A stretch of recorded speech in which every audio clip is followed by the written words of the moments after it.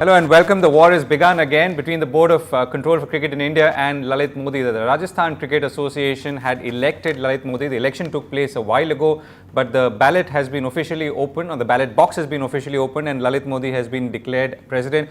The BCCI immediately responded by suspending the Rajasthan Cricket Association completely and has now created an ad hoc committee to run the affairs. What does this mean? Is this the return of Lalit Modi, and is it the change in the cricketing equations thanks to changing political equations, which of course is the flavor of the season? Ayaz Memon at Cricketwala is with me here, and he's going to try and dissect and trisect perhaps what's happening in this interesting battle. BCCI responded very swiftly. Yeah, very swiftly, with alacrity. Yeah. They had been threatening, of course, that in case if because the results were known that Modi had won 26 out of the 33 I think it was just not officially declared, but everybody knew. The margin of victory varied, but we know now it's 24 votes out of 33 in favor of Lalit Modi. So it's an overwhelming victory for him and his group, the committee which he hoped to form. And we don't know whether he will go ahead and form that committee or not.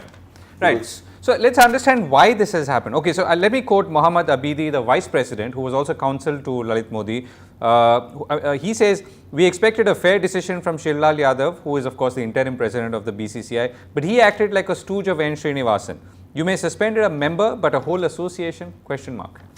Yeah, I mean, look, this is the old battle lines being redrawn, so to speak, because these charges have been trade over the last, since 2010 effectively. But the power block which controls BCCI today is obviously very, people say that he's got a vice-like grip on it in Srinivasan. The others say that he has actually built up this whole, this whole quorum, so to speak. Right. Shivlal Yadav has been known to be very close to him. So, and he is now the the BCCI interim president. So it was highly unlikely that he'll act contrary to the interest of N. Srinivasan or the BCCI. But so one is to act in either in proposition or opposition, but such a swift reaction, obviously well planned. Of course, very well planned. Look, I think... And why? You see, the thing is, they have actually banned Lalit Modi. And there's a lifetime ban, there's a lifetime ban which was issued in September 2013. Correct. There's a lifetime ban on Lalit Modi. Now, Lalit Modi and the RCA went ahead. I mean, Lalit Modi contested in contravention of the ban imposed on them, on him, and then therefore on them. But there was a Supreme Court order which allowed him to. But in Rajasthan, the Rajasthan Cricket Association also comes under the Rajasthan Sports Control Board. So there's a dichotomy of kind of power over RCA, which is where the people who have contested, including Mr. Lalit Modi, they said, but we report to the Rajasthan Control Board, Sports Control Board, and they are not disallowing us from contesting the election, so we'll contest. And he contested, therefore, and won. Now the BCCI is saying, we have banned you, you've chosen to elect a person who we've banned, so we'll have to ban you.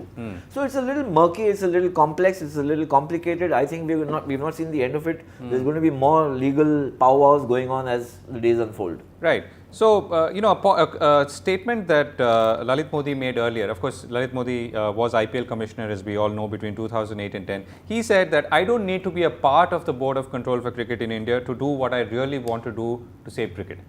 Yes, I mean, look, you can be a patron of the sport from the outside.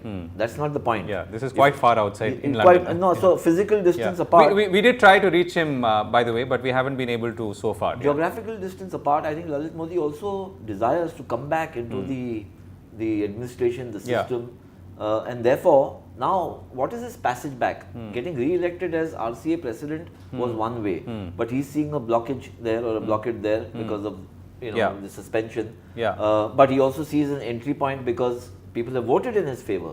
I think the political dispensation at the national level changing, perhaps. And so he has Vasundhara Raje who's come back. So that's at the state Ashok level. Gehlot who was going after him, former Chief Minister of Rajasthan. And CP Joshi, who were the Congress, ministers who were going against him.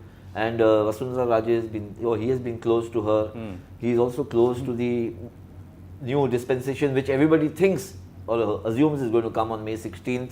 However, even there's a bit of a complication because he is not at all close to Mr. Arun Jaitley. In the BCCI's politics, they fell out very badly because Mr. Modi feels that Mr. Arun Jaitley and Srinivasan kind of became buddy boys to fix him. Yes. You know, Right. so it's a little complicated for Modi as Right. well as for the BCCI. So we're obviously going to talk about in a moment what this really means for cricket, if it does, and some of BCCI's own problems that we would assume it has to grapple with first before banning others. So let's take a question that's come from Navneet Prabhu, which is actually obviously aimed at Lalit Modi, but it says, now that you're back in the RCA, what's the timeline you're looking to come back to India, something which you've avoided for the last 2 years or so? Yeah, I mean, look, obviously it's a question addressed to Lalit Modi, but he has been saying all the while that he's not coming back because Security of the threats. cricket administration, but because of a security issue. As soon as he feels or he's told. And he said that there have been 3 attempts on his life. There have been 3 attempts and stuff like that. So, but interestingly, Mahmood Abdi today, after the election results were made public, he said that you don't need him here to run the affairs of the Rajasthan Cricket Association. He's saying in today's wired world, technology driven, he can be wherever he is and still. And Lalit Modi has been saying the same thing, that in this wired world, his first meeting was a video conference. So it's technologically enabled, so he can still say, I can sit wherever I am and I will run the administration. But if the body is suspended, then there's an issue. Right. So here's the other question. This is from Pranav Gandhi, again aimed at Lalit Modi. You've been saying for the past few years that you have evidence to bring Srinivasan down. When do you think you will stop claiming you have it and actually present it to the public? Please don't say soon, provide us a date. So the larger point that there is no real evidence from... I can't speak on behalf of Mr. Lalit Modi, what evidence he has and when he can... But has he provided the evidence against Srinivasan? Except to allude to the spot fixing scandal, which of course only happened under Srinivasan's tenure and nothing has been proven. Largely it's to establish that Gurunath Mayappan was with the Chennai Super Kings team in that capacity as team principal, because he's been posting pictures. It's been more in the form of tweets and blogs. Right. He's obviously not deposed in front of the Mukul Mudgal committee and stuff like the panel. So whether he has more evidence, we don't know. He has said in the past that he has got enough, but we haven't seen any of that. Okay. So, what's the larger impact or outcome of this from a cricketing point of view? Does it mean anything for those cricketers from Rajasthan, for instance? Yes, it could be serious for the cricketers from Rajasthan, especially the youngsters, also the current team which has been playing, current players. Because if the BCCI bans them and Rajasthan Cricket Association, the current dispensation which has come into power, cannot win over the right to select a team and participate, where do they play? But the BCCI is saying that we've created an ad hoc committee and the ad hoc committee will BCCI run the says affairs. we don't want the interest of the players to be affected. Therefore, this ad hoc committee will run the affairs of the association. The players can participate along with us, which will not be agreeable to Lalit Modi and co, because they'll say we have won the elections, we should have the run of the administration. This is where it's going to get into a log jam, and I think it's going to be another legal log jam. Okay. So, maybe petitioning the Supreme Court again, and I feel this is where it's getting a little sense of deja vu for followers of the game like all of us, that it seems to be one legal case after the other. So you've got BCCI or the president involved in a spot fixing case and several others. Then you've got an association. There's also Bihar Cricket Association, which is actually linked to the spot fixing case in some ways, but actually they have been petitioning for acceptance into the fold, which has not been. So this is getting to be a multi-dimensional legal issue which the BCCI is fighting, and it can be very draining, not necessarily in terms of money, obviously it costs money, but it's very draining in terms of administrative energy and experience. And remember, this is a big year. You got a tour of England, you got a tour of Australia, you got the World Cup, and if all your heavyweight administrators are busy fighting cases or defending themselves, and therefore players, the former players, the senior players, the think tanks, they are all being pulled in different directions, and therefore the ramifications. Yeah, I mean, for example, we are sitting here discussing a legal, technical legal case rather than discussing cricket. Correct, and therefore then finally it affects the players themselves, those who are playing currently and those who are growing into the system. So it's not a happy situation at all where Indian cricket is concerned. Right.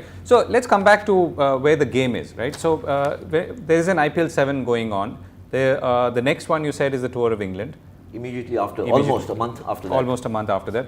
Is this, all of this, is this likely to have any impact on the immediate matches or the participation of players thereof? No, I mean Rajasthan Cricket Association case may have no immediate impact because there is not a single player who's part of the Indian team. There's Ashok Minaria who's in the young emerging India team and somebody else. But I can't think in the first top 20 players anybody from Rajasthan being there and therefore being made to suffer. Right. So the Rajasthan case may not have. The spot fixing case could have. We don't know. So now that. But would this case, if it gets more bitter, I'm talking about the Rajasthan, which is really a revival of the old BCCI Lalit Modi war, can it have an impact on future participation by players from that state? Should it have?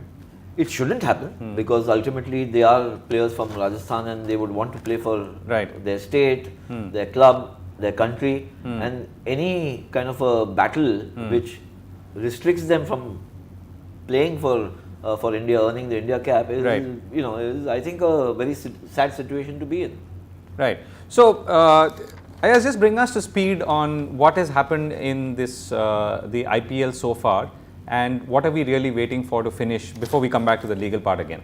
Well, the IPL is going along very well in terms of the cricket. A lot of upset victories, defeats. And Chennai Super Kings has been been performing consistently. They've been the most consistent team over the last 7 years. Some terrific performances. So all that is fine. I think at the subterranean level there are other things happening which are of which need to be also understood and examined. The other one is the spot fixing case which is still going on and where the Mudgal committee has now they've agreed, Justice Mukul Mudgal has agreed to investigate along with a fresh team. Now what is the time frame which they are given? How soon will the results of that come out? What kind of impact does it have on Mr. Srinivasan, his team, Rajasthan, that team, that franchise remains to be seen. My own position is that there are too many of these issues now flying around. Too many cases, which is not how sport should be run. And something needs to be done. Somebody needs to harness all these and have a closure, have some, show some resolve and close these matters. Right. So now let's come, suppose with Lalit Modi in this renewed form, back in the battlefield, so to speak, if not on the pitch, does this mean that the IPL itself could change character, or could there be some evolution there, either for the good or not? So Lalit Modi is not part of the officially of the Rajasthan Royals. He was. Some of his relatives had bought stakes in it, so all that seems to have now been resolved in the ownership pattern. But he is, of course, president-elect of Rajasthan Cricket Association and debunked within an hour by the BCCI. So that's going to be I think a fairly bitter battle, and we'll have to wait and see how that plays out. But what I think the other mandarins of the BCCI have to keep a guard against is that there is a fatigue level for all cricket associations, state associations, and somewhere this might engender, problems in other associations. Because while it seems like Mr. Srinivasan had 26, 27 of the 31 associations voting with him or in his favor, you know how things happen in organizations. One breakaway group can influence the other, and suddenly it can become a tidal wave. So. But does it need to be that in this whole battle versus Srinivasan by some people, including of course Lalit Modi, does he need to have the backing of all state cricket associations? Well, it does, because it is. Because BCCI is an independent board, It's right? an independent board, it's an independent body, but it's got its own protocol. And these associations come and vote for or against. And even in the last vote, where Shashank Manohar, the former BCCI president, raised several issues against Srinivasan, he was actually outvoted. He had come back from cold storage to fight this battle, and he was outvoted. So I think the BCCI members see that as very sacrosanct, which is why a lot of people believe it's a Freemasonry. What happens there, nobody knows. But that's how they also want it. Right. So what could Lalit Modi bring, assuming he were to come back to Rajasthan, he realizes his dream of not being part of the BCCI and yet doing something good for cricket. What good could he do, and what are the concerns that the system or the cricketing world should have? I mean, that I think is a little contrived to believe that you can do good for the association or for cricket by not being. Then why do you, then so why do you compete for a post? Right. Assuming he's there and he intends to do some good, given his track record, what could be the good that could come out of his being there? Well, apart from the fact that he could clearly hold something against, let's say, Srinivasan. You see, if he becomes part of the establishment, either through legal recourse. Yeah. He comes back, his election is upheld. I think Lalit Modi has shown in the structuring of the IPL a certain dynamism which really was quite extraordinary. Right. He did it with great speed, with a lot of finesse, with a lot of shosha, you might say. There was a fallout which may have not been, very amenable to the BCCI. Certainly, it raised many issues. It raised issues of, legal and financial issues. But that apart, in actually, putting together a structure in place and running it effectively, he managed it in double quick time. Okay. So obviously, I think he's a fairly young man. He's driven. Right. He's got the passion to run an enterprise. Right. So here's what Lalit Modi has been saying on Twitter. He says the first one is anyone who thinks they can just suspend us and get away, and I think BCCI is their personal property. Wait and watch. We will not allow you. Okay. There's one more. BCCI is still being run by stooges of Srini. And if he thinks he can keep democratically elected people away, well, I have patience. So these are some of the points, yeah.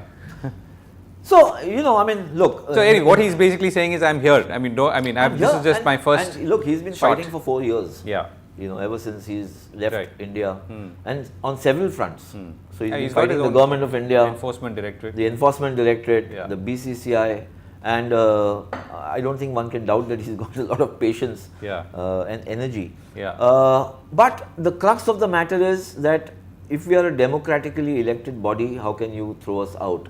I think that's going to be decided finally by the court, because the BCCI is going to petition the Supreme Court that this cannot be allowed according to the articles or memorandum of articles of our association. That's going to be the crux of the matter. Now, it must also be remembered that the apex court of this land has been sucked into. Has been playing a lot of cricket. Has been playing a lot of cricket, and there is also a sense that hey, something is going haywire in Indian cricket. We need to kind of rein it in, bring it to whatever, just get it back in order. So how the justices feel is not necessarily how a lot of people imagine the justices may have felt 2 years ago.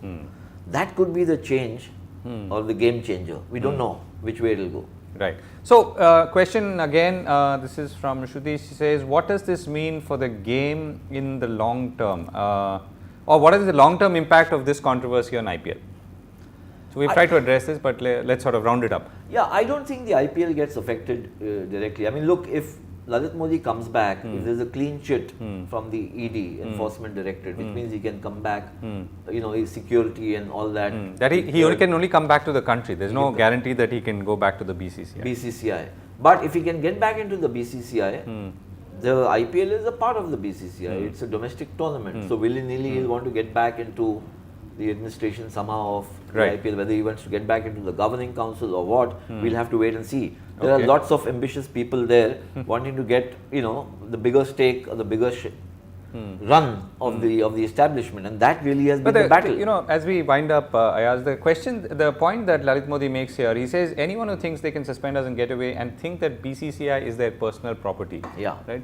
So that seems to be the underlying fundamental issue here, right? Is BCCI someone's personal property? Well, I think, what happens is when you have a 31-member body and 27, 28 vote for you, then it pretty much is. It pretty much is, or it's assumed to be. Having said that, a lot of these issues have gone up to court. I mean, if Srinivasan had his run, then a lot of this wouldn't have gone to court. And he's got certain, at least observations which have been very adverse to him by the Supreme Court justices. So he's also fighting a battle. It's not that he's got the run of the place and nobody else can do anything. I mean, right now he's been asked to step aside. He's been asked to step aside. Right. So he's got his own problems. At the same time, he's got still a fairly strong hold on the people who are running the organization in his absence or while he's not there. And then, of course, there is Mr. Modi trying to come back into the administration. So that's the question I had. I wanted to ask you earlier, Ayaz. When Shivlal Yadav reacted so swiftly, is he acting so swiftly because it's the BCCI's interest that he is protecting, or is it his master's voice that he is really conveying? So, I mean, in this case, the BCCI's interest automatically also becomes Srinivasan's interest. Yeah. Because if he's got the major block of people on his side and they have taken this decision to ban him for life earlier, it would be very odd to see Shivlal Yadav saying, okay, we just rescind the ban, live ban on Lalit Modi, let him come back and take position as RCA president. Right. So, and he has been known to be close to Srinivasan in any case. But then who hasn't? You know, when you look at it, 25, 26 members. Yeah.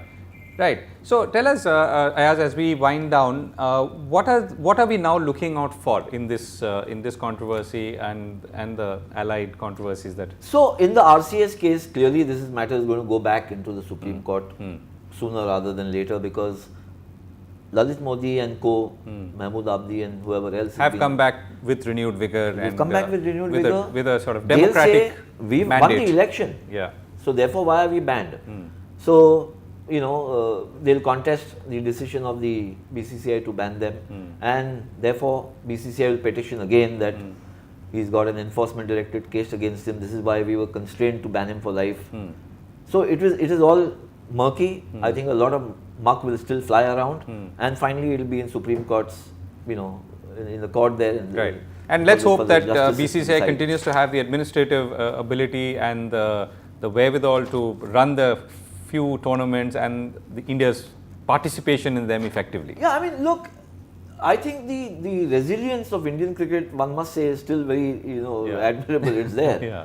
The money is very strong. The interest of the people still remains strong. You can imagine in some other sports, in some other countries, when so many controversies dog a sport, people might actually, you know, leave it aside. Yeah, but that hasn't happened. It hasn't happened. So that's the good part.